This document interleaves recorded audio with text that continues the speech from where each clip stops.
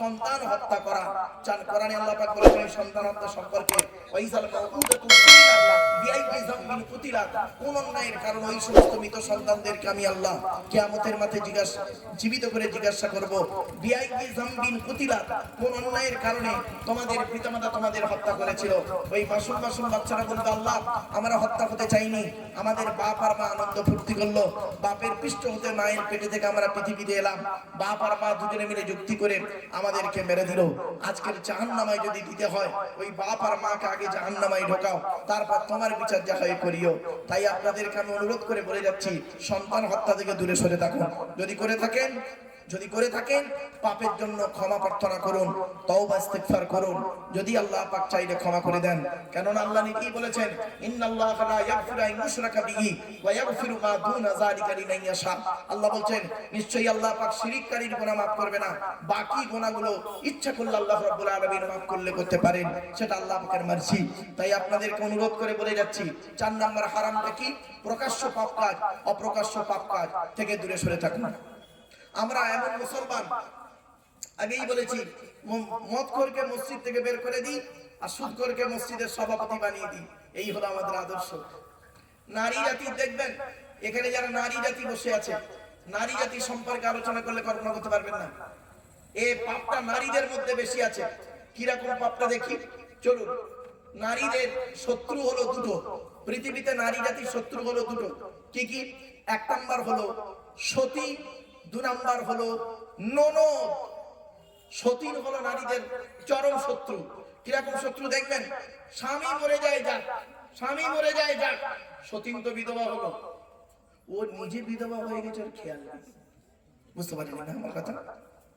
সতীন তো বিধবা হয়েছে। এই হলো নারী জাতির অবস্থা। শুরু তাই নয়, নারী জাতির আরেকটা শত্রু কে জানেন? নারী জাতির আরেকটা শত্রু হলো ননদ। এই জন্য আপনাদের বলে যাচ্ছি, বোনকে যখন কিছু দেবেন, বোনকে জামা কাপড় টাকা পয়সা ছোলা চিনি যাই দেবেন, স্ত্রীকে না যাইনে দেওয়াটাই উত্তম। আর এ তো বউ পাগলা বিবির গোলাম। বোনকে একটা শাড়ি চুড়ি দিচ্ছে, স্ত্রীকে জানিয়ে, জানো সোনা এটা দিচ্ছি, ওরে বোকা, ওর কলজে ফেটে যাবে। বাস্তবটাই বললাম, কথাটা শুনতে হয়তো খারাপ লাগলো। নারী জাতির আরেকটা অভ্যাস কি জানেন?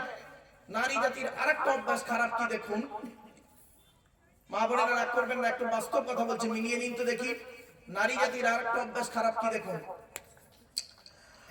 নারী বৈধ সম্পর্ককে মেনে নেয় না, স্বামীর বৈধ সম্পর্ক মেনে নেয় না, আর স্বামীর অবৈধ ইনকামটাকে খেয়ে নেয়। বুঝতে পারলেন কি ভাই? বুঝতে পেরেছেন আপনারা? বুঝতে পারেন না? আমি বলেছিলাম না, আমার কথা বুঝতে গেলে একটু ব্রেনের দরকার। আবার বলছি, স্বামীর বৈধ সম্পর্ককে স্ত্রী মেনে নেয় না, অবৈধ ইনকামটাকে খেয়ে নেয়।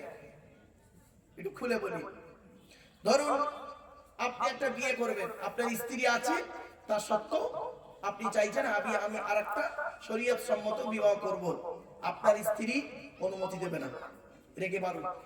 তাহলে বৈধ সম্পর্ক, আপনি যে বিয়েটা করছেন বৈধ। আমরা যে লোকটা দুটো বিয়ে করে, আমরা তাদেরকে চরিত্রহীন বলি, তাই না? আরে বলুন না বাবা, আসলে কথা বলুন আপনারা। যারা দুটো বিয়ে করে আমরা তাদেরকে চরিত্রহীন বলি। ওরে বোকা, চরিত্রহীন হলো ওই লোকটা যে একটা বাড়িতে একটা স্ত্রী রেখে আর 10টা মেয়ের সঙ্গে পরকিয়া করে, ওই হলো চরিত্রহীন। যে দুটো বিয়ে করে তাকে চরিত্রহীন বলো না, সে হালাল পন্থায় দুটো বিয়ে করেছে। আর এ বাড়িতে একটা বউ রেখে 10টা নারীর সঙ্গে পরকিয়া করে বেড়াচ্ছে, আপনি মনে করেন এই লোকটা খুব ভালো। এবার আপনাদের মধ্যে বলুন দেখি কোন লোকটা ভালো? যে শরীয়ত সম্মত দুটো বিয়ে করাটা ভালো, না বাড়িতে একটা বউ রেখে 10টা মেয়ের সঙ্গে পরকিয়া করাটা ভালো? আপনাদের চোখে ভালো লোক ওই লোকটাই, ও তো দুটো বিয়ে করেনি, আর এই দুটো বিয়ে করেছে, খারাপ লোক। শুনে রেখে দিই, অনুরোধ করে বলে যাচ্ছি।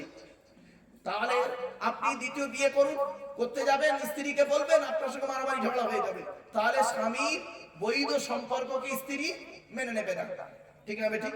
এটা বুঝতে পেরেছেন নাকি বলুন না? হ্যাঁ, অবৈধ ইনকামটা খেয়ে নেয়। স্বামী হারাম ইনকাম করে আনছে, স্বামী হারাম ইনকাম করছে, সুদের কারবার, লটারি টিকিট, জুয়া খেলা, সাট্টা খেলা ইত্যাদি বিভিন্ন হারাম ইনকাম করে আনছে স্বামী, স্ত্রী ওটাকে ভালো করে গিলে নিচ্ছে। তাহলে স্বামীর বৈধ সম্পর্ক মেনে নেয় না, অবৈধ ইনকামটা খেয়ে নেয়, এই হলো নারী জাতি। অসুবিধা এবার বুঝতে পারছেন না? বুঝতে পারেননি? আর একটা বলছি নারী জাতি, রাগ করবেন না, এসব বাস্তব কথা। এই জন্য আপনাদের বলি, কোন মেয়েকে বিবাহ করবেন, যাই তাই মেয়েকে বিয়ে করতে যাবেন না। কোন ছেলেকে জামাই করবেন, যাকে তাকে জামাই করবেন না। শুনে রেখে দিন, ওই ছেলেকে জামাই করবেন যে ছেলের মধ্যে দুটো গুণ পাবেন। দুটো গুণ। আর কোন মেয়েকে বৌমা করবেন, যে মেয়ের মধ্যে 6টা গুণ পাবেন। 6টা গুণ। আচ্ছা ছেলেদেরটা আগে বলি, ওই ছেলেকে জামাই করবেন যে ছেলের মধ্যে দুটো গুণ পাবেন। 1 নাম্বার ছেলেটি সৎ ছেলে কিনা খবর নেবেন। আচ্ছা সৎ ছেলে কাকে বলে? সৎ ছেলে কোন লোকটাকে বলে? গালে দাড়ি রাখলে বুঝি, মাথায় টুপি দিলে, বড় পাঞ্জাবি পরলে, নামাজ পড়লে, রোজা রাখলে সৎ বুঝি? না। নবীজি বলছেন, বুখারীর হাদিস, রাসূল বলছেন, তোমরা আমাকে দুটো জিনিসের গ্যারান্টি দিতে পারবে? দিলে আমি মুহাম্মদ সাল্লাল্লাহু আলাইহি ওয়াসাল্লাম তোমাদের জান্নাতের গ্যারান্টি দিয়ে দেব। কি? 2 ঠোঁটের মাঝখানে জিভের গ্যারান্টি দাও। হারাম খাবার খাওয়া থেকে জিভটাকে ঠিক করো, বাজে ভাষা বলা থেকে জিভটাকে ঠিক করো, পরনিন্দা পরচর্চা করা থেকে জিভটাকে ঠিক করো। আরেকটা কিসের গ্যারান্টি? 2 রানের বীজখানে, লজ্জাস্থানের গ্যারান্টি। এই 2 ঠোঁটের মাঝখানে, 2 রানের বীজখানে, এই দুটো জিনিসের গ্যারান্টি তোমরা আমাকে দাও, আমি মুহাম্মদ সাল্লাল্লাহু আলাইহি ওয়াসাল্লাম তোমাদের জান্নাতের গ্যারান্টি দিয়ে দেবো। বুঝতে পেরেছেন? যান বাড়ি চলে যান, গিয়ে দেখবেন হয় ভদ্রলোকের নিচে খারাপ, হয় ভদ্রলোকের উপর খারাপ। এত সহজ জিনিস ভাবলেন আপনি? কোথায় আছেন? এজন্য অনুরোধ করে বলে যাচ্ছি, কথাগুলো একটু মাথায় রাখুন। ওই ছেলেকে জামাই করবেন যে ছেলেটা সৎ ছেলে। সৎ কাকে বলে খুলে বলে দিয়েছি, আর বিস্তারিত আলোচনা করবেন ওদিকে। 2 নাম্বার, দ্বিতীয় গুণ কি? ছেলেটি কর্মী কিনা খবর নেবে। কর্মী ভাষাটা বোঝেন? ভাষাটা বোঝেন? কর্মী মানে ছেলেটা পরিশ্রম করে, কুড়ে নয়। আপনারা কি বলেন ভাষাটাকে? শ্রমিক। শ্রমিক মানে শ্রম, মানে খেটে খায়, খেটে খায়। ওই বাপের মেহনতি, মেহনতি।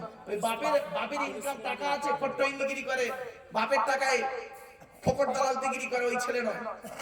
নিজে ইনকাম করে কিনা। তাহলে 1 নাম্বার হলো ছেলেটি সৎ ছেলে কিনা, 2 নাম্বার ছেলেটি কর্মী কিনা। এবার আসছি মেয়েদের কটা গুণ বলেছিলাম? 6টা। কোরআনেই আছে, মুসলিমাতিন মুমিনাতিন কানিতাতিন